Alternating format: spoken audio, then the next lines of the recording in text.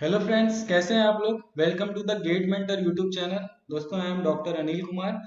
आज जो डिस्कस करने वाला दोस्तों बहुत इंपॉर्टेंट टॉपिक है, जो कि है आपका cast iron. Grey cast iron में कौन सा अलाउंस हम लोग यूज करते हैं जब भी हम लोग सॉल्व करते हैं क्वेश्चन, और उसमें कौन सा अलाउंस हम लोग यूज करेंगे, नेगेटिव अलाउंस और पॉजिटिव अलाउंस। ठीक है, कास्टिंग की बात कर रहे हैं हम लोग, और कास्टिंग में ग्रे कास्ट आयरन की जब बात करते हैं लोग दोस्तों, तो उसमें सबसे ज्यादा लोग कंफ्यूज रहते हैं जब भी इसके क्वेश्चन सॉल्व करते हैं। ठीक है, इससे बहुत बार क्वेश्चन पूछे जाते हैं जब हम लोग पैटर्न अलाउंस की बात करते हैं। ठीक है, पैटर्न अलाउंस में स्पेशली इसका मेन जो है रोल ग्रे कास्ट आयरन का, उसका क्या है कि उसमें जब हम लोग पैटर्न अलाउंस निकालते हैं तो उसमें नेगेटिव लेना है हमारा, हमको पैटर्न अलाउंस की पॉजिटिव लेना है। आप जब नेट में सर्च करते हैं आप लोग को बहुत टाइप से आपको मिलेंगे, और मोस्टली उसमें आपको मिलेगा कि ग्रे कास्ट आयरन में हम लोग नेगेटिव अलाउंस लेते हैं, but that is the wrong in case of grey cast iron. कोई भी मेटल में दोस्तों, किसी भी मेटल में हम लोग नेगेटिव अलाउंस नहीं लेते जब भी हम लोग एक्सटर्नल सरफेस की बात करते हैं। मीन्स जो भी आप कास्टिंग करना है, और उसमें अगर सिंपल सा आपको अलाउंस निकालना है, पैटर्न अलाउंस, तो वो कोई भी मटेरियल हो। ठीक है, आपका एल्यूमिनियम हो, स्टील हो, मैग्नीशियम हो, कोई भी मटेरियल हो, सभी के केस में सेम लेके चलते हैं हम लोग। जो भी हमारा रिक्वायरमेंट है पैटर्न अलाउंस का, वो हमेशा हम लोग पॉजिटिव लेके चलते हैं इन केस ऑफ एक्सटर्नल, और इन case of internal that will be definitely negative. ये हम लोग क्लियर करेंगे जब नेक्स्ट लेक्चर उसमें पैटर्न अलाउंस का न्यूमेरिकल के अप्रोच में जब मैं बताऊंगा, उसमें हम लोग डिस्कस करने वाले हैं। लेकिन आज जो हम लोग डिस्कस करने वाले हैं दोस्तों, वो है कि ग्रे कास्ट आयरन में भाई नेगेटिव अलायंस देंगे कि पॉजिटिव अलायंस। ठीक है, तो चलिए स्टार्ट करते हैं दोस्तों। ग्रे कास्ट आयरन, नेगेटिव और पॉजिटिव अलायंस बहुत कंफ्यूजिंग टॉपिक है। ठीक है, तो इसके लिए मैं यहाँ पे आप लोग को शो किया हूँ कूलिंग कर्व, जो कि है आपका किसके लिए, फॉर योर प्योर मटेरियल। ठीक है, ये जो कूलिंग कर्व आप यहाँ पे देख रहे हो, ये है आपका प्योर मटेरियल के लिए। यहाँ पे हमेशा ध्यान रखिएगा दोस्तों, ये जो कूलिंग कर्व है वो प्योर मेटल के लिए यूज करते हैं। ये जो मैं यहाँ पे रिप्रेजेंट कर रहा हूँ, अलॉय के लिए आपका डिफरेंट कूलिंग कर्व आएगा। ये वो वाला जो सेक्शन है, वो वाला जो डिटेल डिस्कशन है, वो हम लोग मटेरियल साइंस का जब वीडियो लेक्चर हम लोग देखेंगे उसमें वो कवर होगा। ठीक है, तो आज की जो बात कर रहे हैं हम लोग ग्रे कास्ट आयरन की, उसमें नेगेटिव आता है अलाउंस की पॉजिटिव अलाउंस आता है। चलिए देखते हैं इसमें दोस्तों, इसको मैं थोड़ा सा एक्सप्लेन कर देता हूँ आपको। कूलिंग कर्व, ठीक है, कूलिंग कर्व, इसको हम लोग हीटिंग कर्व भी बोल सकते हैं। आपके पर्पस के लिए आप क्या यूज करते हो, आप कूलिंग कर्व, आप कूलिंग कर्व कर रहे हो, आपका process for example in casting, हम लोग को कूलिंग से मतलब रहता है। ठीक है, तो उसी के हम लोग जो डिस्कस कर रहे हो कास्टिंग का स्पेशली डिस्कस कर रहे हैं, इसलिए मैं इसको कूलिंग कर्व बोल रहा हूँ। ठीक है, इसमें जो फर्स्ट पॉइंट है योर पोरिंग टेम्परेचर, जो भी टेम्परेचर जिस कंडीशन में आप मटेरियल को पोर करते हो, that is your pouring temperature. Point number two is your freezing temperature, where your freezing starts of your material। ठीक है, जो मोल्टेन मटेरियल आप डालो कैविटी में, वो पॉइंट टू में स्टार्ट होगा उसका सॉलिडिफिकेशन, और वो एंड होगा पॉइंट नंबर थ्री में। क्लियर है, this is your freezing completed point. Now point three two point four वो होगा उसका फिर से कूलिंग, बट यहाँ पे कोई भी फेज ट्रांसफॉर्मेशन नहीं हो रहा है। पॉइंट जो आपका स्टेज वन है, ये वाला स्टेज जो कि है आपका पॉइंट नंबर वन से टू, यहाँ पे आपका फेज ट्रांसफॉर्मेशन नहीं होगा। जो आपका स्टेज टू है which is point number two two point number three, यहाँ पे आपका फेज ट्रांसफॉर्मेशन होगा। ठीक है, फेज ट्रांसफॉर्मेशन यहाँ पे आता है दोस्तों पॉइंट नंबर टू से पॉइंट नंबर थ्री जब जाते हैं, जब उसका फ्रीजिंग स्टार्ट होता है और फ्रीजिंग एंड होता है। क्योंकि पॉइंट नंबर टू में आपका मटेरियल किस कंडीशन में, लिक्विड कंडीशन में इनिशियल में, और उसका सॉलिडिफिकेशन एक कांस्टेंट टेम्परेचर वहां पे होगा, और वो कन्वर्ट हो जाता है सॉलिड फॉर्म में। ठीक है, that is your phase transformation from liquid to solid. Clear, फिर से आते हैं point number stage number three, where includes point number three and four. यहाँ भी क्या हो रहा है, आपका सिंपल कूलिंग हो रहा है सॉलिड टू सॉलिड। आपका जो भी टेम्परेचर हायर टेम्परेचर में आपका सॉलिड, उसको आप लोअर टेम्परेचर में लेके आ रहे हो। ये सिंपल सा आपका बेसिक कूलिंग कर्व है कि कूलिंग कर्व में क्या क्या फेस होते हैं और उसको क्या क्या बोलते हैं, कहाँ कहाँ पे फेस ट्रांसफॉर्मेशन होता है, ये आप लोग को समझ आ गया। ठीक है, अब दोस्तों देखते हैं ग्रे कास्ट आयरन की। ठीक है, ग्रे कास्ट आयरन की प्रॉपर्टी क्या है। बाकी मटेरियल की प्रॉपर्टी मैं यहाँ पे नहीं डिस्कस करने वाला, क्योंकि उसमें हम लोग कंफ्यूज नहीं होते। हम लोग यही सोचते हैं कि जो भी मटेरियल है, फॉर एग्जांपल आपका स्टील है, एल्यूमिनियम है, स्टील है, एल्यूमिनियम है, ये क्या होता है सॉलिडिफिकेशन के टाइम क्या होता है, ये कॉन्ट्रैक्ट करता है। ठीक है, ये हम लोग को पता है। ठीक है, जो स्टील है, एल्यूमिनियम है, जो भी मेटल है वो कॉन्ट्रैक्ट करता है। बट बात आती है ग्रे कास्ट आयरन की, और ग्रे कास्ट आयरन का जब भी हम आप कोई भी बहुत बड़े इंस्टीट्यूशन का जो भी टेक्स्ट बुक है, उनका लेक्चर है वो सुनना दोस्तों, उसमें आपको गलत इंफॉर्मेशन दिया जाता है, जो कि आप जब उस अप्रोच से जब क्वेश्चन सॉल्व करने जाते हैं तो आपका 100% आपका जो आंसर है वो गलत आता है, और वो फंडामेंटल उनको नहीं पता है। जो साइंस है, जो मटेरियल साइंस है इसमें, वो उनको नहीं पता, इसलिए वो उनका जो अप्रोच है वो गलत वहां पे होता है। तो आज ये जो भी कंफ्यूजन है ये हम लोग क्लियर करने वाले हैं इस लेक्चर में। ठीक है, तो कॉन्ट्रैक्शन की बात कर रहा था मैं, स्टील हो या एल्यूमिनियम हो या मैग्नीशियम हो, कॉन्ट्रैक्ट होता है। ठीक है, कॉन्ट्रैक्शन उसमें आता है, श्रिंकेज उसमें आता है जब भी हम लोग सॉलिडिफिकेशन करते हैं। अब बात करते हैं ग्रे कास्ट आयरन की। ग्रे कास्ट आयरन का क्या बिहेवियर रहता है when we are doing the solidification process of your casting product. आप सॉलिडिफिकेशन कर रहे हो ग्रे कास्ट आयरन की, यहाँ पे ध्यान रखिएगा, अभी जो भी हम लोग डिस्कस कर रहे हैं वो ग्रे कास्ट आयरन। ठीक है, अब क्या होगा देखिए, पॉइंट नंबर 1, हम लोग ने ग्रे कास्ट आयरन, ये आपका कैविटी है। ठीक है, आप क्या करो, मोल्टेन मेटल इसमें पोर करोगे। सॉलिड आपको कास्टिंग बनाने के लिए क्या करोगे, पोरिंग करोगे आप, जो भी शेप आपको चाहिए उसमें मोल्टेन मटेरियल पोर कर दिए पोरिंग टेम्परेचर से। अब ये क्या होगा, पॉइंट नंबर 2 में आएगा। क्लियर है, ग्रे कास्ट आयरन आया पॉइंट नंबर 2, मींस उसका फ्रीजिंग स्टार्ट होगा। क्लियर है, फ्रीजिंग स्टार्ट होगा। ठीक, उसके बाद पॉइंट नंबर 3 में जाएगा, वो सॉलिडिफाई हो जाएगा, यहाँ तक हमको कोई प्रॉब्लम नहीं है। जैसे बाकी मटेरियल में होता है पॉइंट नंबर 1 2 3 4 वो चल रहा है, यहाँ भी सेम ग्रे कास्ट के लिए ये भी यही आपको कूलिंग कर्व रहेगा।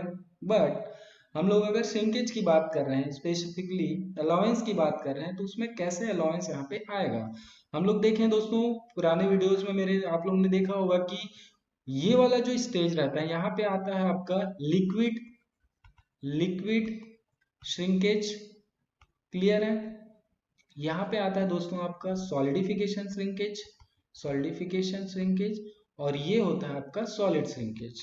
क्लियर है, इसमें हम लोग, और अगर मैं बताऊं इसमें बताने जाऊं तो आप लोग को ये वाला स्टेज है, और ये stage number 2, sorry stage number 1, और ये स्टेज नंबर 3।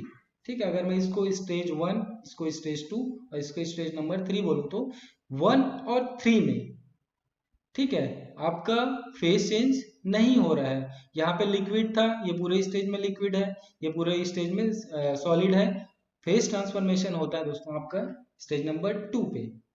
क्लियर है, अब जो लिक्विड श्रिंकेज है और जो सॉलिडिफिकेशन श्रिंकेज है उसको कवर करता है दोस्तों आपका राइजर, ये भी हम लोग डिस्कस कर चुके हैं। और ये जो आपका सॉलिड श्रिंकेज है इसको कवर करता है आपका पैटर्न।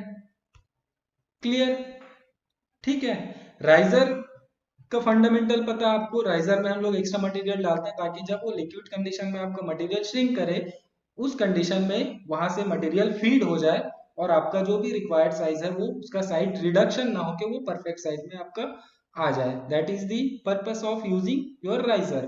पैटर्न कैसे कवर करता है, जब हम लोग पैटर्न डिजाइन का और डिटेल में जाएंगे, पैटर्न का साइज हम लोग इंक्रीज करके चलते हैं ताकि जब आपका श्रिंकेज हो तो आपका मटेरियल जो है, जो साइज आपको चाहिए वो परफेक्ट साइज में आ जाए। ठीक है, अब बात करते हैं इसमें ग्रे कास्ट आयरन में ये कैसे हो रहा है। ठीक है, चलिए देखते हैं इसको।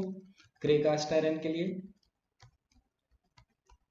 देखिए, ग्रे कास्ट आयरन भी नॉर्मल बिहेवियर जैसे स्टील है, एल्यूमिनियम है। अगर मैं ओवरऑल कास्टिंग की बात करूं, ओवरऑल कास्टिंग प्रोसेस की बात करूं मैं, तो जब हम लोग इनिशियल पोरिंग टू सॉलिडिफिकेशन में देखते हैं तो ग्रे कास्ट आयरन का बिहेवियर भी एल्यूमिनियम, सिलिकॉन और अदर मेटल के जैसे ही होता है। But in stage 2, this is very crucial for grey cast iron. ठीक है, स्टेज 1 में आपका जो ग्रे कास्ट आयरन है वो कॉन्ट्रैक्ट होगा, जैसे बाकी मटेरियल कॉन्ट्रैक्ट होता है, वहां पे श्रिंकेज होगा जैसे बाकी मटेरियल श्रिंक करता है। क्लियर है?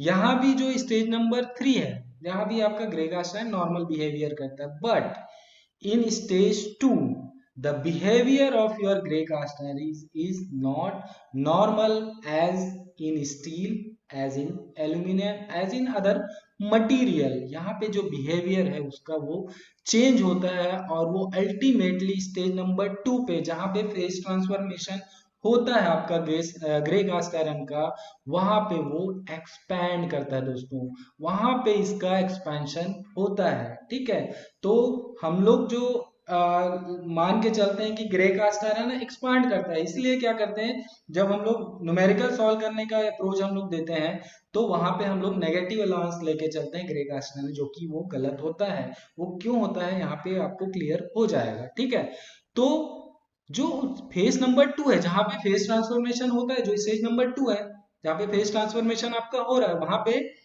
ग्रे कास्ट आयरन एक्सपैंड कर रहा है। बट वो एक्सपैंड क्यों कर रहा है ये चलिए देखते हैं। ठीक है, आप ये सपोज मान लीजिए पूरा ग्रे कास्ट आयरन पोर कर दिए कैविटी में। ठीक है, अब ये सॉलिडिफाई होगा। ठीक है, सॉलिडिफाई होगा। ग्रे कास्ट आयरन आप लोग को पता होगा दोस्तों, ग्रे कास्ट आयरन में क्या होता है, आयरन प्लस कार्बन। क्लियर है? But the amount of carbon is more compare to your steel. Clear है? ये आप लोग को पता होगा, आयरन कार्बन डायग्राम आप लोग पढ़े होंगे। ठीक है, तो ग्रे कास्ट आयरन में कार्बन जो रहता है उसकी क्वांटिटी ज्यादा रहती है compare to your steel, that is your grey cast iron. तो यहाँ पे क्या होता है, जो कार्बन रहता है ग्रे कास्ट आयरन में, जो कार्बन प्रेजेंट रहता है दोस्तों, वो रहता है ग्रेफाइट के फॉर्म में रहता है। ठीक है, ग्रेफाइट फ्लैक्स के फॉर्म में प्रेजेंट रहता है। ये ग्रेफाइट फ्लैक्स के फॉर्म में यहाँ पे प्रेजेंट रहता है आपका कार्बन। क्लियर है? अब जब इसका सॉलिडिफिकेशन स्टार्ट होता है पॉइंट नंबर 2, तो जो ग्रेफाइट्स हैं आपके, जो ग्रेफाइट्स प्रेजेंट है आपके ग्रे कास्ट आयरन में, उसका ग्रेफेटाइजेशन होता है, उसका प्रेसिपिटेशन होता है। प्रेसिपिटेशन आप लोग को पता होगा, ग्रेफेटाइजेशन आप लोग को पता होगा। और ग्रेफाइट का ये प्रॉपर्टी होता है दोस्तों, जब उसको हम लोग कूल करते हैं, जब उसका टेम्परेचर डाउन करते हैं इन फेज ट्रांसफॉर्मेशन, वो क्या करता है, एक्सपैंड करता है। इसलिए ओवरऑल जो आपका क्वांटिटी है, जो आपका ग्रे कास्ट आयरन है, उसमें वो एक्सपांशन दिखता है इन स्टेज 2। ये मैं बार बार इसलिए बोल रहा हूं क्योंकि ये जो एक्सपांशन हो रहा है वो हो रहा है ओनली इन स्टेज 2। क्लियर है? तो यहाँ पे आपका मटेरियल एक्सपांड हो गया, बट जैसे ही हम लोग वो सॉलिड में कन्वर्ट हो गया पॉइंट नंबर 3, जैसे ही इसको point number 3 two point number 4 में लेके आते हैं, उसका ग्रेफाइटाइजेशन वहां पे नहीं होता, उसका प्रेसिपिटेशन नहीं होता, क्योंकि वो सॉलिड बन चुका है। हालांकि उसका टेम्परेचर हायर है बट उसका जो प्रेसिपिटेशन है वो नेग्लिजिबल वहां पे होता है। उसलिए क्या होता है, अल्टीमेटली फिर से यहाँ पे आपका जो स्टेज नंबर 3 है, मटेरियल क्या करता है, कॉन्ट्रैक्ट करता है। ठीक है, तो अगर मैं फिर से इसको बताने जाऊं तो स्टेज नंबर 1 में मटेरियल कॉन्ट्रैक्ट कर रहा है, स्टेज नंबर 2 में मटेरियल एक्सपैंड कर रहा है, देन आफ्टर स्टेज नंबर 3 फिर से वो कॉन्ट्रैक्ट कर रहा है। तो और जब मैं ओवरऑल देखूं इसको, ठीक है, ओवरऑल इन तीनों फेज को, मींस आपका जब ओवरऑल सॉलिडिफिकेशन में देखूं दोस्तों, आप पोर किए और जब सॉलिडिफाई निकाले, ठीक है, तो जो ओवरऑल है मटेरियल वो कॉन्ट्रैक्ट होता है ग्रे कास्ट आयरन, जैसे अदर मटेरियल बिहेव करते हैं, आपको भी यहाँ पे कॉन्ट्रैक्शन मिलता है। इसलिए हम लोग जब इसका पैटर्न डिजाइन करते हैं उसमें हम लोग पॉजिटिव अलाउंस देके चलते हैं। ठीक है, लेकिन लोग यहाँ पे कंफ्यूज होते हैं कि ग्रे कास्ट आयरन एक्सपांड करता है। मैं भी मानता हूँ ग्रे कास्ट आयरन एक्सपांड करता है, but in this phase only, in during your phase transformation. और जो ओवरऑल इफेक्ट है कॉन्ट्रैक्शन, एक्सपेंशन और कॉन्ट्रैक्शन का, वो अल्टीमेटली वो इफेक्ट आता है कॉन्ट्रैक्शन में, बिकॉज आपका यहाँ पे कौन प्रेजेंट है, आपका आयरन भी है, वो तो कॉन्ट्रैक्ट होगा ना। आपका एक्सपेंशन क्यों हो रहा है, वो ग्रेफाइट के कारण हो रहा है, बट आपका जो ग्रे कास्ट आयरन उसमें तो आयरन सबके ज्यादा है वहां पे, तो ओवरऑल आपका आयरन का जो कॉन्ट्रैक्शन है वो उसके इफेक्ट से जो आपका ग्रेफाइट का इफेक्ट है, जो एक्सपैंड हो रहा है उसके इफेक्ट से वो ज्यादा होता है। इसलिए जो ओवरऑल आपको कास्टिंग प्रोडक्ट मिलता है वो कॉन्ट्रैक्ट मिलता है जैसे बाकी मटेरियल मिलता है। इसलिए जो ग्रे कास्ट आयरन है उसमें भी हम लोग पॉजिटिव अलाउंस देते हैं दोस्तों। जब भी हम लोग एक्सटर्नल सरफेस की बात करते हैं, जैसे इसको आप एक क्यूब बनाना है, उस क्यूब के लिए आपको जो पैटर्न डिजाइन करना है वो आपका पैटर्न डिजाइन बड़ा होना चाहिए जो आपको डिजायर्ड साइज है, that is called your positive allowance. ठीक है, नेगेटिव अलाउंस मीन्स आप पैटर्न को छोटा बनाओगे, that is your negative allowance. वो भी केस आएगा जब हम लोग इंटरनल सरफेस मीन्स अगर आपको एक सिलेंड्रिकल बॉक्स बनाना है और इसमें फिर से आप सिलेंड्रिकल एक होल प्रोड्यूस करना चाह रहे हो इन कास्टिंग प्रोसेस, उस केस में जो इंटरनल आप पैटर्न बनाओगे उसमें आप नेगेटिव अलाउंस देंगे। ठीक है, ये पूरा डिटेल हम लोग नेक्स्ट लेक्चर में देखने वाले हैं। तो यहाँ पे आप क्लियर कर लीजिए अपना फंडामेंटल की ग्रे कास्ट आयरन भी में भी वही अलाउंस देते हैं जो बाकी मटेरियल पे हम लोग दे के चलते हैं। और आप लोग को ये भी फंडामेंटल क्लियर हो गया होगा दोस्तों कि आपका जो एक्सपांशन हो रहा है ग्रे कास्ट आयरन में वो पर्टिकुलरली कहाँ पे हो रहा है। ठीक है, एक्सपांशन होता है, मैं भी मानता हूँ, लोग भी बोलते हैं कि एक्सपांशन होता है, लेकिन ओवरऑल अगर मैं बात करूं तो उसमें कॉन्ट्रैक्शन होता है। ठीक है, तो आप लोग को ये समझ आ गया होगा दोस्तों। और please like our video, subscribe our channel Get Mentor YouTube channel. Okay, thank you very much दोस्तों।